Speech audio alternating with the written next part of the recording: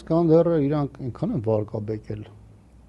իրենց տապալումները թաքցնելու համար մանիպուլյացիա դաշտ մտցրեցին, որ իբր 9%, 10%-ն է պայթել եւ այլն, բնականաբար իրանք երես էլ չունեն Իսկանդերը բերան տեղով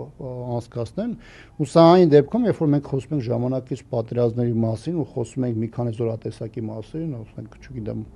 անօդաչու ավիացիա եւ այլն, այդտեղ այդ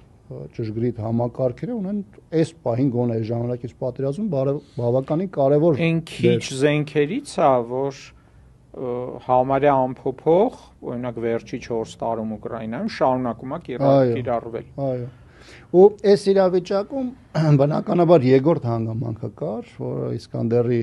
թեման անմիջապես կապվում էր նաև Սերժ Սարգսյանի հետ, նաև Սերժ Սարգսյանը քիչ իր հետպատերազմյան հարցազրույցներից մեկում թեմային անդրադարձավ այն համատեքստում, որ ժամանակին դա չի կիրառվել,